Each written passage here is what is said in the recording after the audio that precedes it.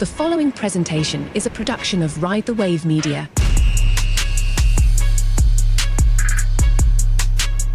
We are those guys. We hope to be your guys as we are now charting now week 5 of the NFL season. We've got Thursday Night Football to look forward to, a in-division clash coming from, I believe, your neck of the woods, Nick Ferguson, based on the hat that you are wearing for this evening. He, of course, Nick Ferguson, 10 years in the NFL as a safety, number 1 on the field, number 1 in our hearts. Nick Ferguson, what's going on, my man? It's week 5.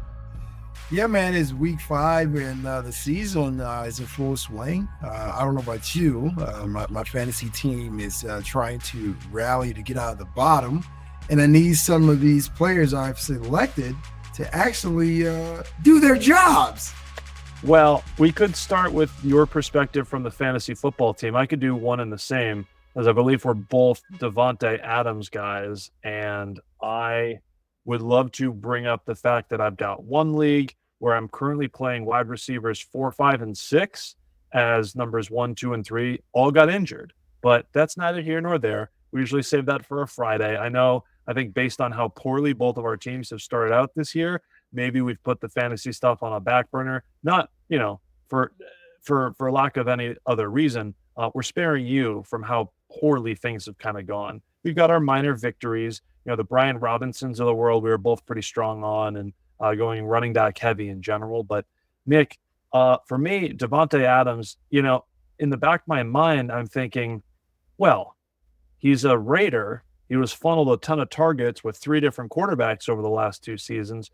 But now I'm starting to think, with these trade rumors swirling from the National Football League, he, of course, reporting to the team that he would prefer a trade, not saying he has to have one, would prefer to be traded away from the Las Vegas Raiders, gives kind of new light to thinking, wow, what if he ended up catching passes from another quarterback, a better offense, and maybe that will improve our fantasy football outlook. So trouble in Sin City, Nick Ferguson, this Davante Adams, Antonio Pierce, maybe strained relationship. How do you want to parse through kind of the biggest piece in some discontent for some football teams? We'll get to some other pass catchers as well, but we're a month into the season, and there's trouble with Davante Adams and these Raiders. Well, obviously the grass isn't greener on the other side when you flip it over, it's brown.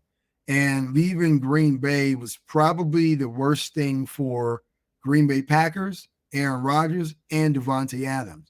But at first glance, Davante thought he was going to join his old college teammate and with the Raiders, and things were going to be entirely different. Yeah. It proved as though that wasn't the case because they shipped Derek Carr out. Your guy Josh McDaniels came in. They had Jimmy G, and it was supposed to look like Tom Brady and the Patriots used to look, but Jimmy G had issues, and Davante was really frustrated. He felt as though he should have received more targets, had more opportunities to make plays for the offense. That wasn't just there. And then you trade away his buddy. And yeah, they gave Davante Adams a boatload of money. But what it also proves is that money really doesn't make you happy. In some cases, it makes you a little upset. You can buy expensive things, but you buy the expensive things because you are rather upset. So I think it is the best thing for both parties to allow Davante Adams to move on to greener pastures. And speaking of greener pastures, of course, he's hoping for a reunion in New York with Aaron Rodgers and Nathaniel Hackett. And I'm sure those 2 guys are pounding the table with Joe Douglas to find a way to figure this out, because Robert Saleh, Joe Douglas, and Nathaniel Hackett, if things don't turn around quickly with the Jets' overall record and their offense, someone's going to get fired, and it's not going to be Aaron Rodgers. No, given the money that they had given Rodgers and the money that they'd given Davante Adams, and your point is valid, Nick. You follow the money, and usually the guy that's easier to cut that spending is the guy that gets moved on. So it's going to be Robert Saleh, or it's going to be anybody but Aaron Rodgers in that case, and that's why the reporting is what it is, right? You have Albert Breer of Sports Illustrated, you have Diana Rossini of The Athletic that are all saying that look, this sort of seems to be a telegraphed move to the New York Jets, reuniting with this former quarterback in Green Bay, where you talk about the reason he went to Vegas in the first place to reunite with his former college quarterback. And, Derek Carr in New Orleans means that the Saints are in the mix despite having very capable pass catchers in Chris Olave and Rashid Shaheed as well. This is about Davante Adams essentially playing on the final year of his contract. There's an out where he would hit free agency. The team that cuts him, whether it's the Raiders or anybody else, just eats $15 million. So if he's being acquired mid-season, it matters so much where he goes and the relationship he has with the man throwing the football, because he needs to accumulate as many stats as he can before hitting the open market. And if he's going somewhere where he's a good piece and a great offense, but he's not the primary fixture, or he doesn't have that rapport that he does with a Derek Carr and an Aaron Rodgers, he may be losing money hitting free agency as opposed to just riding things out in Vegas or being with a familiar quarterback. So you follow the money as always, but you also follow the teams that are kind of in need for an elite pass catcher. And Davante Adams, it is a legitimate hamstring injury. He's not pulling up lame, or he's not, we harken back to the receiver series where he's just saying, get me the F out of here, when he was playing with Jimmy G in Vegas. I'm interested if this is just a move to the Jets and there's nowhere else he's going to go. There are other teams that are in the mix. I know maybe a trade in division for the Chiefs or your Denver Broncos may not make a whole lot of sense to Vegas. But at this point, I look at the Jets, who picked up an extra third-round pick from the Lions. Maybe a couple of threes will get this deal done. Your fits, or is this just the Jets or anybody else, that's Davante Adams to lose? Well, with Davante's contract being what it is, just call it what it is. You are now talking about maybe a 1-year rental for arguably one of the best route running receivers in the league today. So you will now have to look at those teams who are saying that they are one player away from really competing. So while the Jets seem like maybe somewhat of an obvious choice, yeah, look, playing within a division, teams normally don't trade within a division, but seeing as though Davante is disgruntled, the Raiders are not really going anywhere, and the fact of being able to recoup some draft capital, because the biggest part of this is his salary. So any team looking to add Davante, they're probably going to tell the Raiders, look, we'll give you some draft capital, but you're going to have to split some of that salary money. So there are two teams that came to mind, like when you were talking.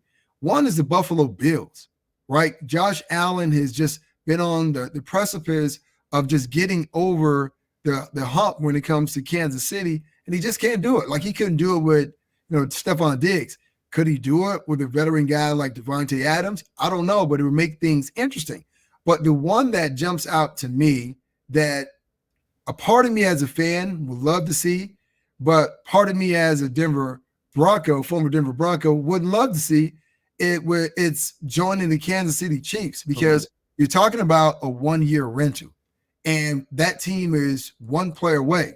You lose Hollywood Brown at the beginning of the season for the season, and then now you're looking at Rashid Rice. What's happened with him? We don't even know what's happened with him, by the way. That's something else that took place. Like, we saw the injury, we thought it was an ACL. Let's focus in on the Chiefs, right? Does Davante Adams provide a different role? If they were to target Davante Adams, does that mean, the worst possible news and maybe a season-ending injury for Rashid Rice? Yeah, it does. But once again, Kansas City, who was probably the Vegas favorites going in, that number now goes up astronomically. Could you imagine adding Davante Adams with the Patrick Mahomes and the creativity of Andy Reid? Look, I don't want to see that. I don't want to see it as a member, as far as being part of the Broncos. Yeah, Broncos country. Let's ride. Yeah, I don't want to see that. But as a sports fan, a part of me was like, yeah, what does that look like? And it's a 1-year rental. So they're going to pour everything in and say, you know what? We'll figure everything else out in 2025. And Brett Veach has shown that he can extend guys like Travis Kelce. He could do it with Patrick Mahomes. He could do it with Chris Jones, yeah. And only have $75 in the bank account. He finds a way to do it. So that's one team I think that would do it. But the Raiders may not want to make a trade within the division. But once again, you get two parties who had once upon a time a great marriage. Then someone wants to get a divorce. I mean, do you stay together for the children? No, you don't do that. So maybe that may be a decision that Antonio Pierce decides to make, and Davante Adams goes to Kansas City. But for me as a football fan, there's a part of me that would love to see that happen. Yeah, Kansas City makes sense. Obviously, they were in talks with multiple receivers this offseason. Pittsburgh as well, who reportedly pulled out of any trade conversations with Vegas. They got nearly to the finish line with Brandon Ayuk. We wasted, I don't know how many episodes talking about a will they, won't they type of situation. And 30 seconds on Buffalo. I feel like just getting out from Stephon Diggs and Josh Allen hasn't thrown an interception through 4 games, has a career-high completion percentage. I think I mentioned Albert Breer. He had made a comment I had heard, I believe, on the Dan Patrick show.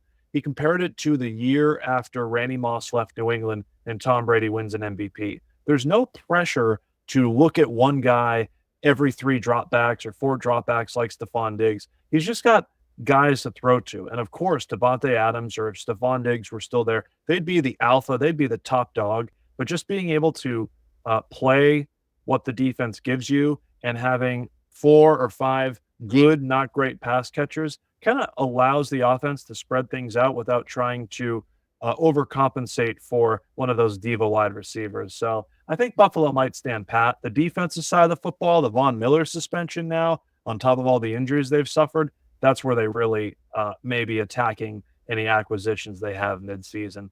And listen, the Raiders traded a first and second round pick less than 2 years ago, or actually a little more, like 2.5 years ago, right before the 2022 season.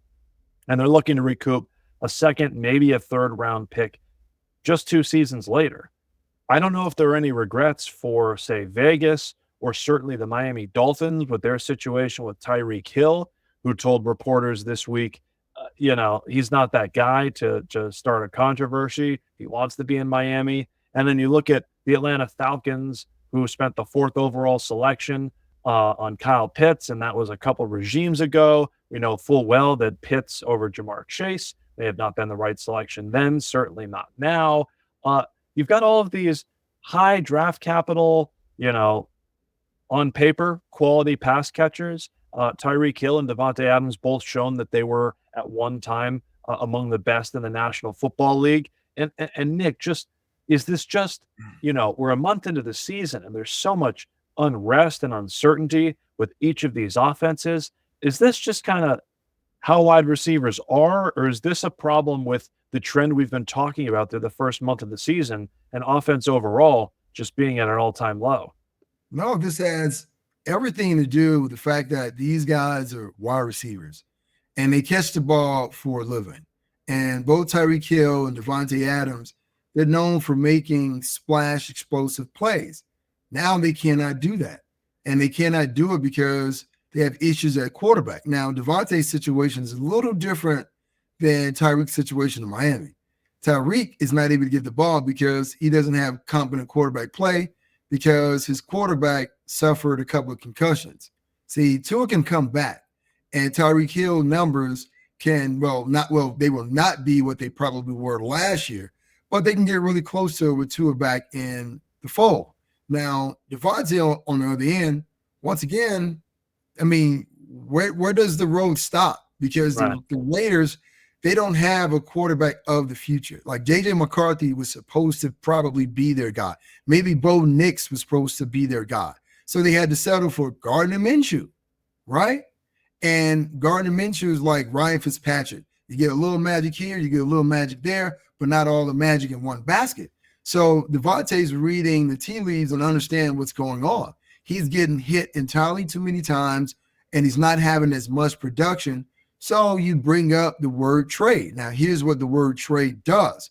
Now, it freaks the fans out in the organization because they paid him a lot of money. So now they say, well, we got a receiver who's requesting or hinting of a trade. We got to find a way to get him more settled in the offense, get him more touches, so we can show him that we still love you, right? Is one of those types of things. Or you get to a point, so you know what? This thing is going to manifest into something more than what we're thinking right now. This is not just a blip, a small blip on the radar. We need to go ahead and move in several times. So that's where the Raiders are. But if I had to say which receiver was still in a better position, it is still by far Tyreek Hill. Yeah, without a doubt, right? Because we haven't seen anything outside of quarterback injury that's holding him back from his full potential, as opposed to being upset about the situation or being part of a Netflix show documenting all of that, which is part of the unrest in Vegas. And some of the teammates that he may have spoken ill about are still there. And then you get to the Jets situation, of course.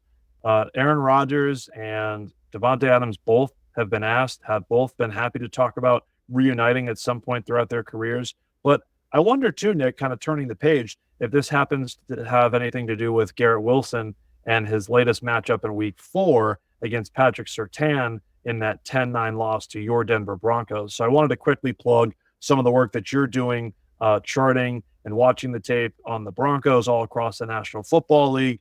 Here are the numbers for Patrick Surtain against Garrett Wilson. Covered him for 28 routes. Wilson was targeted 3 times, caught 2 balls for 22 yards. Now, that is one of 4 elite wide receivers that Surtain has been matched up with.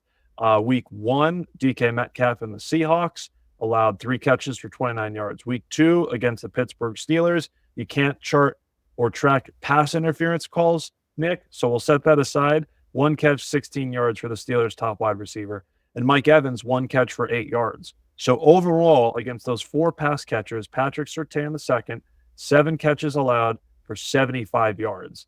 We're talking about sending receivers to the Jets to help out Aaron Rodgers just because of the work Surtain has been doing in Denver, aren't we?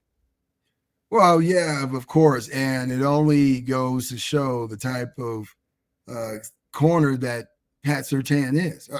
There was a moment here in Denver where there are people who were in the media. They were so upset that George Payton decided to take a corner in the first round instead of taking a quarterback. And that quarterback for most would have been Justin Fields. So I would ask those people, fast forwarding, how do you think about that now? Do you still feel the same way? And me being a defensive player may sound a little biased, but for me, if teams can't score and they don't have explosive plays, it makes it really easier, I'll say, to manage the opposing offense. And here's the other thing. I mean, Riley Moss, who has been playing well, he's got a couple pass interference. But he's been playing well, and you're going to get that playing opposite, PSU. But PSU continues to prove that he is still one of the best or the top corner in the league. And when the defense is playing the way that it is, then, I mean, you can possibly plug and play anyone on offense and be that much more productive, which, by the way, I would love to see Devontae in the Broncos uniform. Probably not going to happen. So my number 2 guy is Kyle Pitts, because the Broncos tight ends haven't done diddly squat all season long. Well, Kyle Pitts is a perfect fit because he posted a bagel this past week and he's been doing diddly squat in Atlanta. So it seems like all's well when you just throw another big body tight end in a Sean Payton offense. I just, I appreciate everything that you've done to sort of play gotcha when it comes to the need for some people to draft a quarterback anytime, anywhere. And, I'm not going to say that Justin Fields now compared to Bo Nix, where he is in his career, is any better, right? Justin Fields through his first 4 games, not on the football field, and Sean Payton just kind of throwing Bo Nix into the fire. And, hey, they're capable of winning 10-9 ball games because of the work that Patrick Surtain has done. Feel free to reach out to Nick or catch all of his work at Nick Ferguson on the Score 25, where he's breaking down Pat Surtain tape and showing how he's frustrating wide receivers opposite of him through the first 4 weeks. So we're sort of excited to see how that sort of continues to play out. Of course, with your Denver Broncos having a fun matchup with, the Vegas Raiders, but no Davante Adams. It seems he's likely to be out with that hamstring injury, which brings us to Nick, before we split, it's Thursday. We've got Thursday night football, a much better matchup than what we've seen the past couple of weeks. No disrespect to the NFC East a week ago, certainly more so than the Jets and the Patriots, a couple of weeks back. But we've got the 3-1 Buccaneers going to Atlanta, who is 2-2. I see that Georgia Tech hat on. Shout out the city of Atlanta. Look, we've got a vaunted rivalry that has taken on different phases, right? The Falcons are the team that transformed their roster this offseason. The Buccaneers a year ago. Bucs are the 4-time reigning NFC East division champions, and I think a lot of people were ready to crown the Falcons to win this division based on the Kirk Cousins acquisitions, among many others that they made this offseason. So if the division still goes through Tampa Bay, what can Atlanta hope to do at home tonight on Thursday Night Football? Well, first of all, get the running game going because Bijan Robinson only has one rushing touchdown on the season. And you look back on the last game that the Falcons played against the Saints, their long defensive, their long touchdown came from the defensive side of the ball. And luckily they had Younghoe Koo because his leg added more points. And brings up a question for me. For all what the Falcons did this offseason, acquiring Kirk Cousins, that deal doesn't seem to be panning out for them. And I look at the Buccaneers a week ago, they gave about 5-6 sacks against the Denver Broncos, and they didn't really affect Bo Nix in any way. Last week against the Eagles, I think it was 6 or 7 sacks that they were able to mount themselves. And I get it. When you look at the Eagles, no Devontae Smith, no A.J. Brown, so it made life that much easier. So going into this game, I'm going to give the nod to the Bucs because Baker passed for 2 touchdowns and he also rushed for a touchdown himself. And when you have a quarterback that's really dynamic, it makes things tougher on the defense. And Kirk Cousins couldn't run before his injury. Now he has an injury, and he's just as stiff as a board as Aaron Rodgers. So I know Todd Bowles is just going to find a way to get after him because that's the one thing they couldn't do against the Broncos because Bo Nix was mobile. But Kirk Cousins isn't. But this is why I feel the Bucs take this game on Thursday night. So I'm trying Todd Bowles was your coach when you were with the Jets, correct? As the secondary coach. So what is it about Todd Bowles' defense? And the Falcons particularly haven't been great against the Buccaneers rather particularly haven't been great against the run, allowing almost 132 yards per game. Meanwhile, the Falcons took Bijan Robinson off the field. I think for lack of a better term, they utilized Tyler Algier more, and Bijan was only on the field for, half of the carries for that Falcons running attack. So if that's the point of emphasis to set up the play action for Kirk Cousins, which took a couple of weeks for the Falcons to get going, what advantage in your experience with this Todd Bowles defense can the Buccaneers use when the Falcons really do want to establish the run and set up play action? Well, the biggest thing for the Bucs is having Vita Vea. When Vita Vea isn't out, he's a massive amount of man that makes it easier to run between the tackles.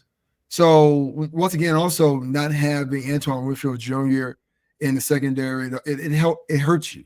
Now, historically, under Todd Bowles, the Bucs defense have played a little match zone. They played cover 2, but it was a defense that can get after you by adding an extra defender from the second level.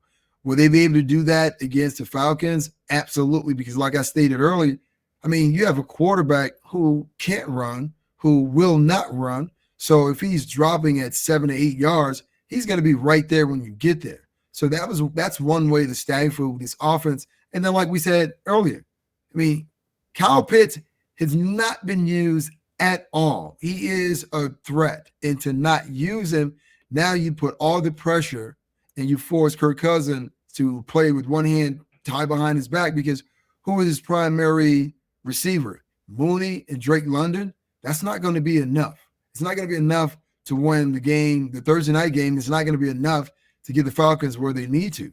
So if you want to get your quarterback in somewhat of a rhythm, you're going to have to activate Kyle Pitts. We'll have to see. We've got the narrative, as always. Thursday night is primetime. Kirk Cousins, a career 13-20 in primetime. Meanwhile, the Falcons, I believe, are 3-0 in primetime games against the Buccaneers. However, Tampa has won 6 of the past 8 in this division matchup.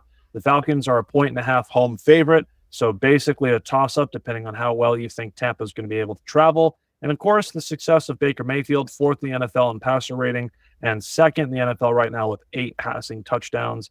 I'm not expecting an offensive slugfest based on your familiarity with Todd Bowles and that defense, as well as what Raheem Morris has brought to the Falcons as their head coach.